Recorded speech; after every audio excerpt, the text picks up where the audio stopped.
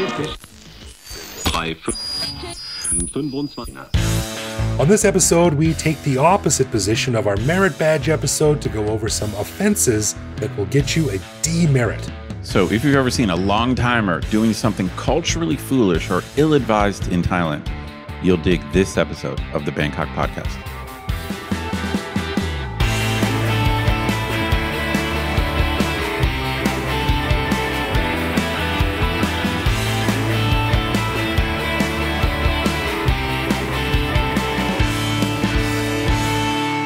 Sawadee krap, and welcome to the Bangkok Podcast. My name is Greg Jorgensen, a Canadian who came to Thailand in 2001 to learn Thai massage, but quickly found out that the only thing I like less than getting a massage is giving one.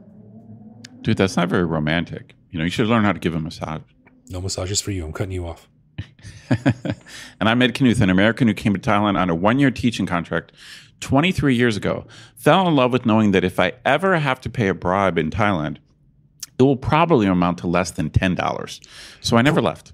Probably. Except that one time it doesn't. Then you're like, oh my God. True that. But I always, just for the record, I've never paid a bribe in 23 years. But it is true that a lot of the people I know who've had to pay, bribes, almost in quotes, it'll be something like 200 baht to a police officer because of a traffic offense or something like that. So it's not right. It's not. I don't support it. It's not good. But at least you're not getting burned for like hundreds or thousands of dollars like every little time. Right. Yeah. It's if you wanted to bribe an RCMP officer in Canada, for instance, you'd have to come to the table with a lot more than a 20. Exactly. All right. We want to give a big thanks to all of our patrons who support the show. Patrons get every episode a day early, behind-the-scenes photos of our interviews, a heads-up to send questions to upcoming guests, and access to our Discord server to chat with me, Greg, and other listeners around the world. But best of all, patrons also get an unscripted, uncensored bonus episode every week where we riff on current events and Bangkok topics. On this week's bonus show, we chatted about another great ride to Gokrat and my plan to build a roller coaster there, a survey that showed that Loy Krathong might replace Valentine's Day in terms of how many people end up doing the nasty, and thoughts on the newly opened Pink Line and the difficulties in keeping transit maps current in a quickly changing city like Bangkok.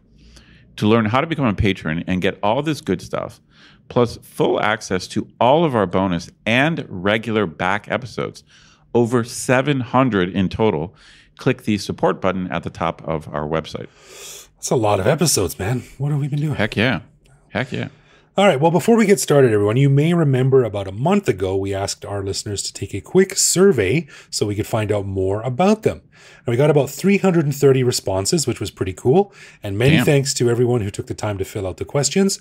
So just really quickly, I wanted to go through some of the questions before we start the show here. So Ed, the first question we asked was the average listener age, and 43, almost 44% of everyone who responded said they were over 50.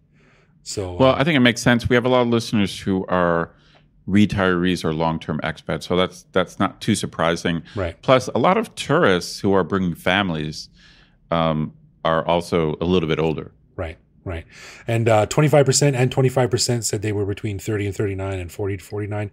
And only just under 5% were young whippersnappers, 20 to 29. We need more whippersnappers. And unsurprisingly, I asked, what gender do you identify as? 87.4% were men, 12.3% were women, and 0.4% were other/none of yo business. So, well, I'm not surprised. It's mostly dudes. That's a little bit higher. I might have guessed. So what was the percentage again? 87.4% were men. Okay. I probably would have guessed 80-20. So that's a little bit high. So we need more babes. We need more chicky women. Babes. More women. Am I allowed to say that? Can I say chicky babes? We'll find out. We'll find out. when I get arrested. When I get arrested tomorrow by the BC police. Now we also asked, what nationality are you? And Ed, what do you think is the what do you think of the top 3 nationalities? I'll give you a mini trivial tie. The top 3.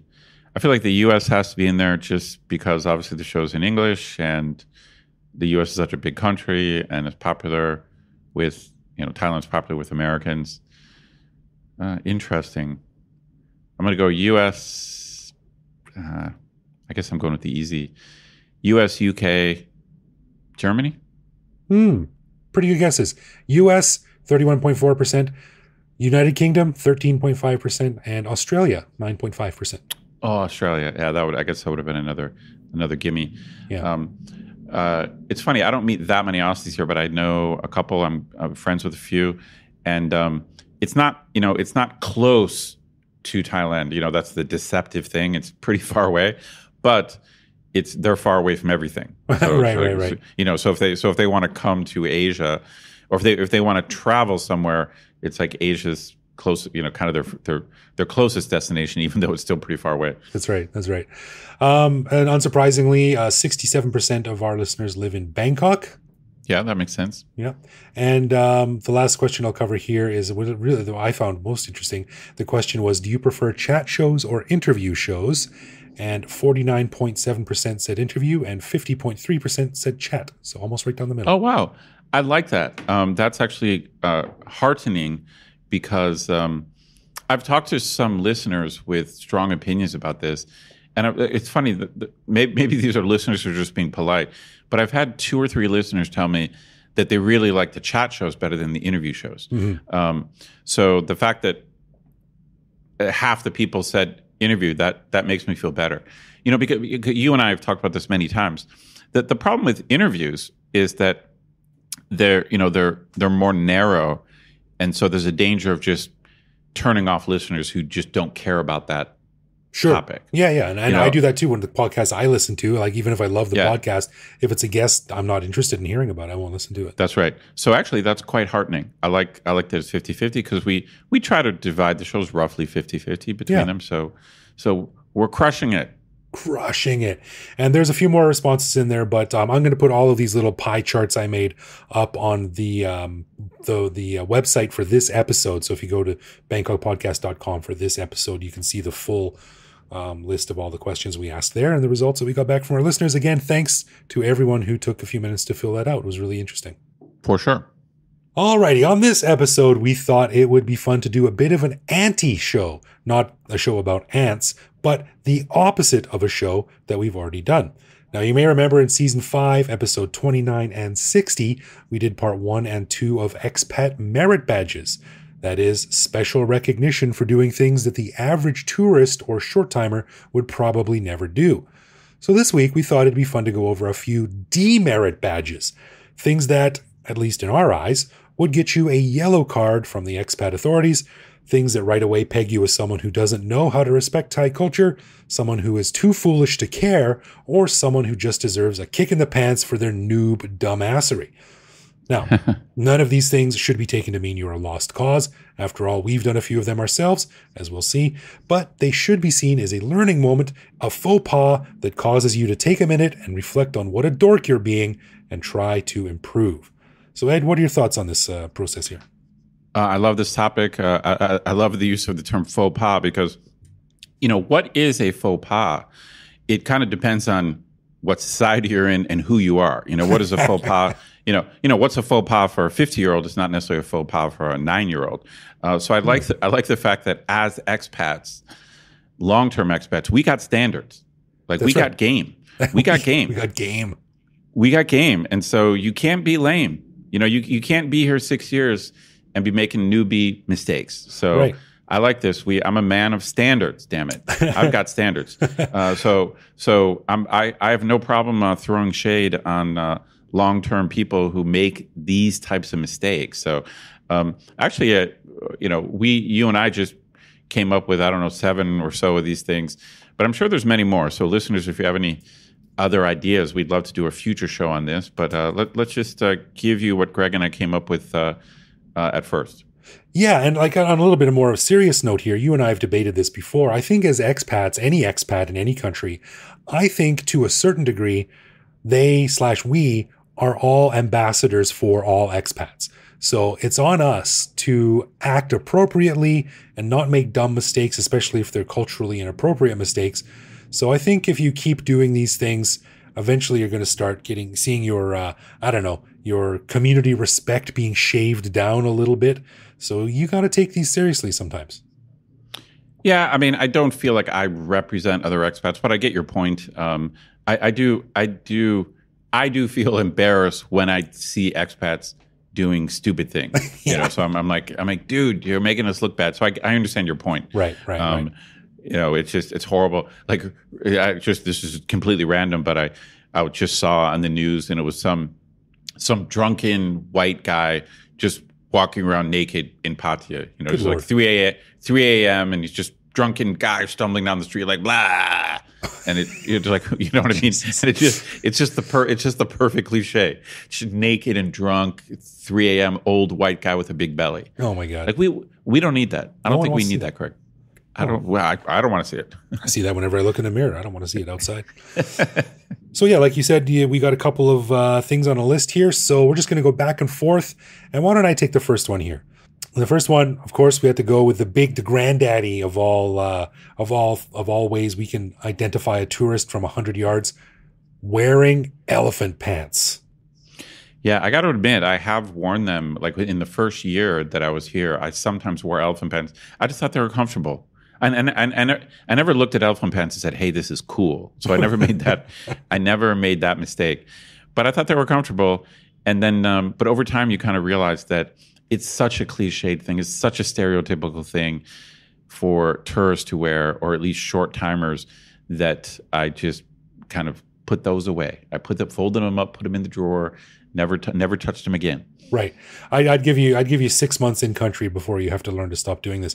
But this takes a special spot now, because if you remember on a recent episode we covered a bit of news where it said that Thai people are actually grokking onto elephant pants as being cool, because there's been a couple of Thai influencers who have posted them, and so like young Thai people are like, "Hey, you guys, did you know that they're super cool and fun and comfortable to wear?" Yeah, I can't believe it. I told you that I saw students at school wearing them, and then since then I was in the mall. Like I was in Central, and they had elephant pants on the rack, with other quote unquote normal clothes. Like, so I do think that they're enjoying I don't know if the right word is renaissance, but they're just enjoying some hip popularity now among Thai people. But I think we expats, we have to stick to our guns. Like, I don't think we need to go elephant pants. We're not doing that. No, I agree. I think this is standards. I think this is our thing. This is our territory. This is the benchmark for how we tell if someone's a noob. It's like if a bunch of young Thais were like, "Hey, how about this new hairstyle where I shave the top of my head and I grow one side long and comb it over to the other side?" You're like, "No, you can't do that. That's the internationally recognized standard for a gross old man." That's right. No, I agree. We're not giving in. I don't care how trendy elephant pant gets. No. We're not going there. We're not going there. Can't do it. It's just cannot do it. All right, what do you got? Well, this one is a little more serious, but I think this is a really good example of something that you have to learn in Thailand over time. Is that you have to learn how to control your temper, and even in very frustrating situations, like dealing with bureaucracy, like I've been dealing with the Thai government trying to get a driver's license, it really becomes a Zen-like practice where you just have to learn how to stay calm and always be reasonable and always be polite and nice, because that's the standard in Thailand. That's just the culture here. And you basically almost never get anything extra by getting angry. You might not get thrown out, but the bottom line is Thai people just tend to not respect people who lose their temper. It's almost like, according to Thai rules, once you get angry, you've lost. Yeah. Like they just kind of look down on you you're obviously a loser. This guy doesn't understand how things work. He's or they just think like you lack self-control, which Thai people really believe in just keeping your cool. Mm-hmm. It's just what they value. So when you blow your lid, it doesn't get you anything, and it might hurt your cause. And I think of course that could happen in the States, but I think a lot of times in the West, you can almost sometimes blow your lid strategically and get what you want because the person you're dealing with just doesn't want to deal with an angry customer, So sometimes getting angry, it can work in the West because people are like, "Oh God, I don't want to deal with this guy." Like, all right, I'll just give you your money back, like, even though I'm not supposed to. You know, I mean, my dad, like, I just remember my dad, like, if he felt like a store was treating him unfairly, he would just blow his lid. Oh, really? And a lot of, yeah, you know, I'm not proud of it or whatever. It's just my dad. But I mean, he didn't do it randomly. But if he just felt like they were being jerks, then he would just yell. And you know, and so a lot of times you just got people who are like, oh, Jesus, you know, Get this guy out of here. Yeah, and so they just give you what you want.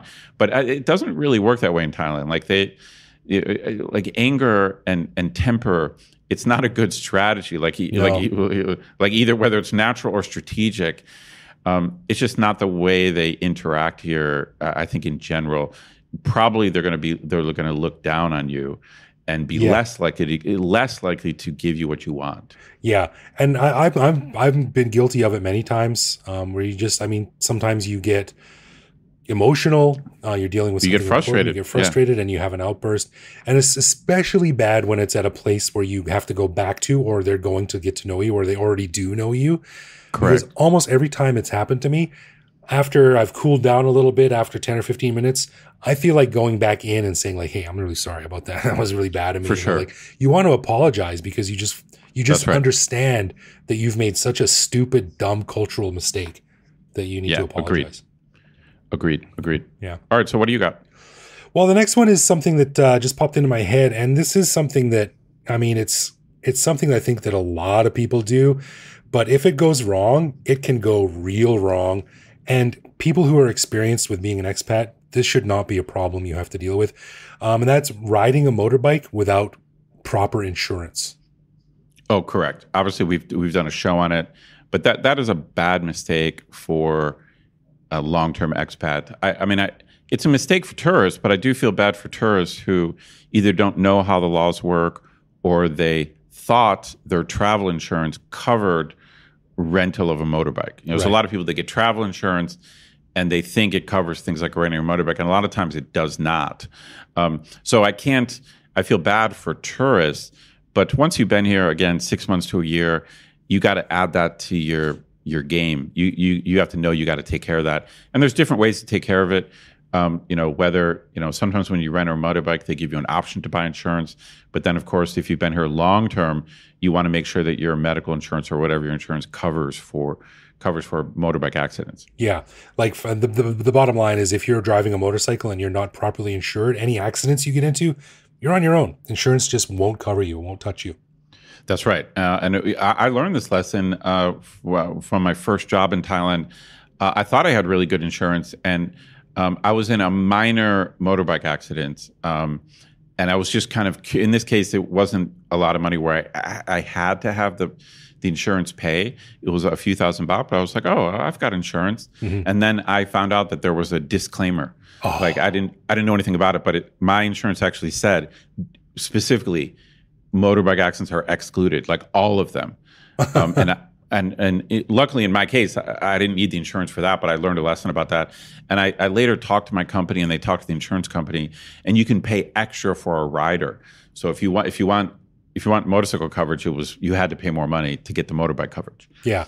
So if I knew someone who'd been here for a few years and they're like, I was riding a motorcycle, I wasn't insured and I have to pay, I'd be like, well, that's on you, man. You got to know that shit. It's your own fault. It's unfortunate, but it is your fault. Yeah. All right. What's next on the list? Well, this one is pretty standard, but I have occasionally got burned by this. But again, it's my fault. And that is not having either your passport or a copy of your passport with you. So I think this is something even some tourists figure out, or I guess tourists are normally carrying their passport. But I feel like even after 3 months being here, it's just a thing in Thailand where everyone wants to see your passport. Yeah. You know, you practically go into a restaurant, order a meal. They're like, "Can I see your passport?" You know, it's just like everyone wants to see your passport, whether you're buying something, renting something, opening a bank account, you know, taking a boat or reserving a hotel room. Like obviously in hotels, sure. There's just a lot. If you're a foreigner here, there's a lot of people that want to see your passport, or even some bars who are being strict, or Thai bars. It's not common, but some Thai bars, you know, it has happened a couple times where they want to see your passport. And again, I think after a few months, everyone knows this. So most people don't carry their actual passport because you might lose it. But you should have a copy, either a physical copy on a piece of paper or at least a photo of your passport on your phone. Like that's the minimum. Right. Now, I mean, I think if you have a Thai ID, like I have a driver's license, you could probably just use that instead. But I think most people, they're just trained to say you have your, like passport. That's right. That's the go-to document that they ask for everything. Yeah. If you want to buy chocolate chip cookies, they might ask for your passport. Right. Because not everyone has a Thai driver's license or a pink card or a work permit or something like that. So passport is just, that's right. If you're a foreigner in Bangkok, you have a passport, and that's what they ask to see. It's the go-to thing. It's the go-to thing. I actually bought cannabis legally at a dispensary last week, and so now, I mean, actually the law has said this for a while, but most dispensaries don't do it. They're supposed to keep a record of every purchase, like who bought it. Oh. This is government regulation, and now it's legal, and so I don't mind. But they actually asked to see my passport because the guy was filling it out. So I think I probably could have just given him my number, but he was filling out the information and asked. So just to buy weed, they asked for my passport. Interesting. I'd be a little bit nervous about that, actually. Still, it was just my small town Canadian. Well, yeah. Well, you and I spent our whole lives where weed was illegal. It is kind of weird. Yeah. It's hard to get your head around that it's legal. Yeah, no doubt. That's a good one. Always get a copy of your passport. I got a little one. It's like shrunk down. I miniaturized it. Like I reduced the size. Right. I printed it off and I laminated it. Keep it in my wallet. Forget about it. Yep. All right, next on the list, this is something I thought about from my early days in Thailand that I definitely did and I have never done since. But I think if you've been here any amount of time and this happens to you, then yeah, you get a demerit for this because it's such a stupid mistake. But getting a bad sunburn. And I'm not talking about like red arms or a pink face. I'm talking about like really painful, blistery sunburns. Yeah, for sure. I mean, to be honest, even getting a mild sunburn, it is kind of your fault. Basically, it boils down to just forgetting sunscreen or forgetting a hat or forgetting sunglasses, whatever it is. And I do make this mistake sometimes, and it's just my own damn fault. Like sometimes you and I have gone on bike rides, and 5 minutes into the ride, I'm looking at my forearms like, oh shit, oh no, I forgot the damn sunscreen. Yeah, and so that is a newbie mistake, man. So you just got to remember. So if you're going to the beach, or last summer I went on a boat trip with some friends, and as we were just walking up to the boat, I remembered, oh God, I forgot the sunscreen. So I turned to my buddy. I'm like, dude, you got sunscreen? And he had it. But it's just whatever. We live in a tropical country, so you should know this, like to be prepared. Yeah. If you're outside, be prepared. Yeah, I learned the hard way because, you get sunburn in Canada too, but that tropical sun, man, it'll mess you up if you're not ready for it real fast. Oh, yeah. I remember years ago I was on an island and I went out and I had like my handkerchief on my head like I normally do when I'm on the beach. And I went out and I was like, I'll just be outside for a few minutes. And something happened and I was outside for half an hour. So I get back to the hotel room and I take off the handkerchief on my forehead and my face is red. And then my bald head above my forehead was like white. Oh, it doesn't take long. Yeah, no. I mean, it's 30 minutes is about it. I mean, if you lay out in the bright sun without sunscreen, you'll get red in 30 to 45 minutes for sure. Yeah, you'll get burned. But yep, I agree. I like this one. Agreed. Good one. Demerit for that. You get a red card for turning red. That's right. Correct. Yeah. All right. What's next? Well, this one I'm a big believer in. Again, I still make the mistake sometimes. But if you're a long-term expat, you should just not be using traffic as an excuse for being late. Now, occasionally, of course, traffic is just unpredictable. We all get it. But if you're the kind of person who's just kind of often saying, "Hey, sorry, like bad traffic," that's just lame. If you're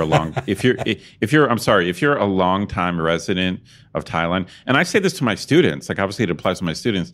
Like I told my students, you cannot use traffic as an excuse for being late to class. That's just lame. If you're Thai, like this is Thailand. It's like traffic is just something you have to be prepared for. You can't use it as an excuse.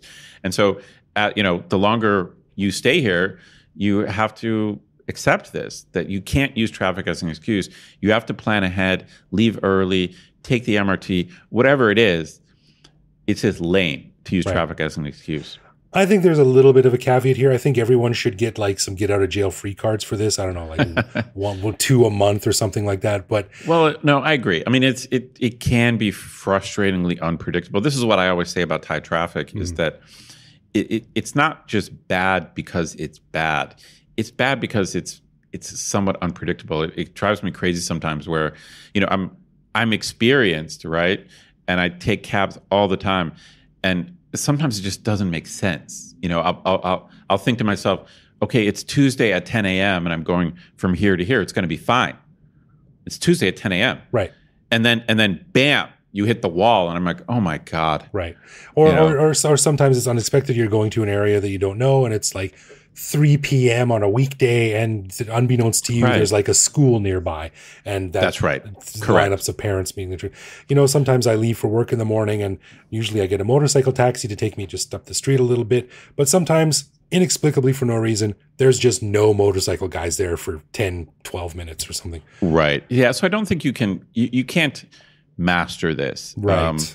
But the bottom line is you got to up your game. Yeah. Like you got to improve your kung fu basically, and figure out a way to, like, I just feel lame, when I'm with my friends and I'm late and I say like, oh, traffic, I just feel lame. Right. It's bad. You should not be doing it a lot. Yeah, a few times, all right, no problem. It happens. A few more times, well, all right, Correct. it's suspicious. All the time, you got to get on top of that, man. Figure something out. For sure. Yeah, man. This one bothers me to no end. Now, we've all seen the old Thai man on the corner with his shirt lifted up over his belly or something like that. I think they're allowed to do that. But every once in a while, I will see a foreigner walking around completely without a shirt on, just shirtless, downtown Bangkok. Brutal. Not a good look, Brutal. man. Not a good look. Brutal. I mean, basically anywhere but the beach, don't do it. Right. Like, okay, if you're on the beach, if your feet are on sand, then you're allowed to take your shirt off. But Yeah, okay. even walking down, I don't like it. Like if you're walking down the street, even if you're in Phuket, but if you're walking down the street, like put a shirt on. It's just not a Thai thing. I mean, I know some Thais do it, especially like sketchy old dudes will walk around without a shirt on. Sure, they get But a pass. especially in the city. Right. Occasionally you just see foreigners like just walking around without a shirt on, like down down Sukhumvit or something. Right. It's like, bro, look around you. No one looks like you anywhere Yeah. around you. Like, figure it out. Yeah, that's right. And I'm not, this kind of, these kind of things, it makes it sound like we're being judgmental or we're being conservative, but that's not what it's about. We're not advocating modesty. We're just advocating being smart about the context like you live in. The bottom line is, like you said, we are like guests in the country. And if Thai people don't do it, they probably don't like or enjoy seeing foreigners do it. Right. Like if they're not doing it, they don't like it. And that's just not cool. Right. Like what else can you say? Like it's just not cool.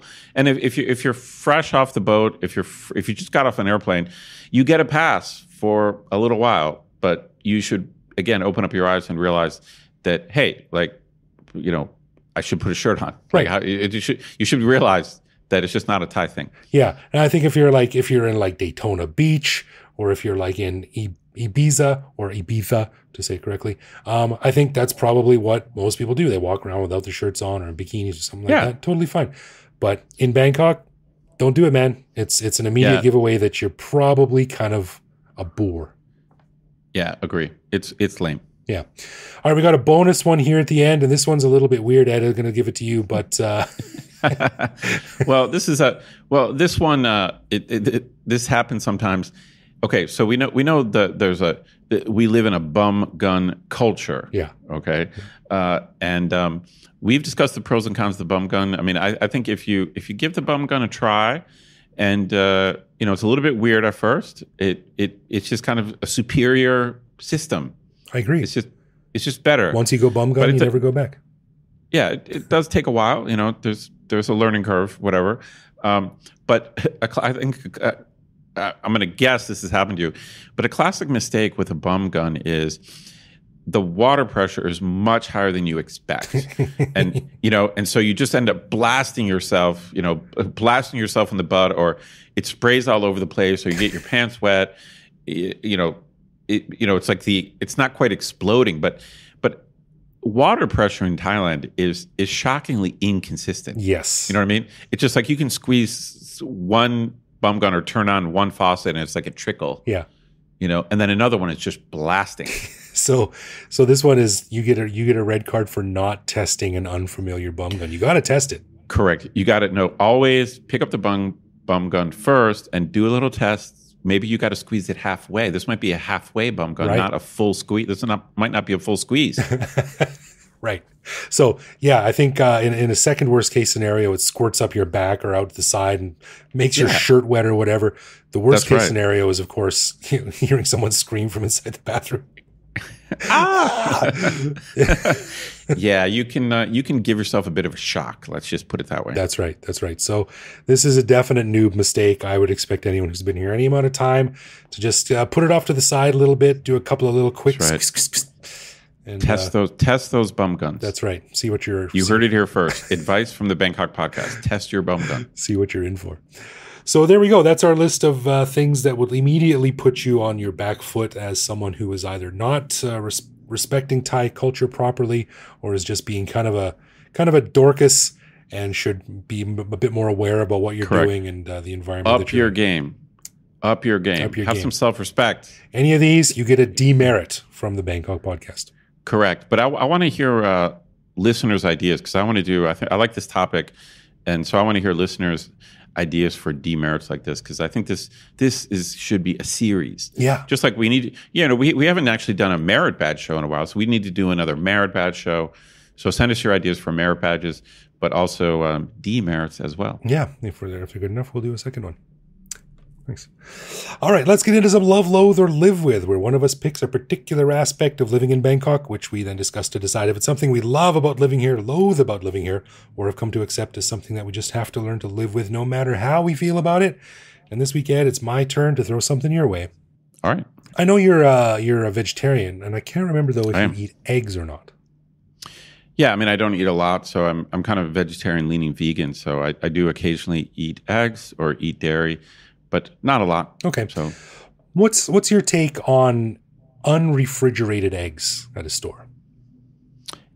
Yeah, interesting. There's actually several different types of Thai food, including stuff like fruit that I'm like, for example, I recently bought some pomelo on the street. Ooh, nice. Sam-o, right? Sam-o is the Thai word. Yeah. I bought it, and I bought it on the street, and it's just like sitting out in the sun. And it's even a little bit surprising, but then I took it home, put it in the fridge, and it was fine. Mm-hmm. But there's a bunch of Thai food like this that I am always a little bit worried that it's not chilled. So yeah, I gotta say things like eggs that are not refrigerated, I've never had a problem. And the same thing with the fruit. I buy fruit on the street, and it'll be warm. It's been sitting there. Right. Yeah. But I've never had a problem. But I find it a little bit sketchy, a little bit worrisome. So I got to say, I would probably go thumbs down on the room temperature eggs or warm eggs. Yeah, doesn't seem like a good idea to me. Yeah, I don't have a problem with it. Like a lot of the mom and pop shops will have eggs off to the side that aren't refrigerated. Yeah, they're just like stacked up. And it's just and of course Thailand gets hot. Yeah, so they can be literally warm, like very warm. Yeah, and I just don't get it. Now I know that I didn't look this up, but I know that there is some considerations, like the way that the chickens are raised and the way the factories get them to lay eggs in Thailand is different from Western countries. It has to do with the types of immunizations they have and the diseases that could be passed on to the eggshells. So there's something to do with the regulatory necessity of refrigerating eggs in Western cultures. But, my mother-in-law has sometimes brought home unrefrigerated eggs, and she's left a few out and forgotten about them. And within 3 or 4 days, you're like, what smells, man? And they go rotten so fast. Yeah, I mean, there's got to be a window. I don't really know what the window is. Right. But yeah, that's the word. You put eggs in the refrigerator, and they last for weeks and weeks and weeks. Like pretty long time. Yeah. True that. I don't understand why they don't do it. Yeah, this is the kind of thing that there's obviously going to be some scientific answer to this. But the odd thing is, like, a lot of times people just follow like cultural habits, even though, this has been tested. Like if you leave them out, they're going to be good for 24 hours at most.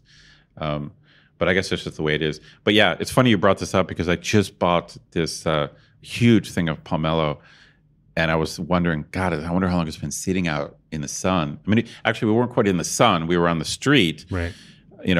Kind of under an awning, but it was still probably, 36 degrees or whatever. So yeah, I'm doing my best to think Pretty close, your way. pretty close. So it's probably like it's literally 90 degrees outside Right. Fahrenheit, and this has been just sitting on the side of the road all day. But it was fine. It was fine. Yeah. So I got to say live with, but I do find it sketchy. Yeah, I'm a live with. I'll buy them, but then when I get home, I put them right in the fridge. All right, good question. A final thanks to our patrons who support the show. Patrons get a ton of cool perks and the warm, fuzzy feeling knowing that they're helping in our never-ending quest for cool content. Find out more by clicking support on our website. And connect with us online. We're Bangkok Podcast on social media, bangkokpodcast.com on the web, or simply bangkokpodcast@gmail.com. We love hearing from our listeners and always reply to our messages. Yeah, Brosif, you can also listen to each episode on YouTube. You can send us a voicemail through our website that will feature on the show. Hit me up on Threads at BKKGreg. So thank you for listening, everyone. Take it easy out there. Turn those air purifiers on. We'll see you back here next week. No doubt.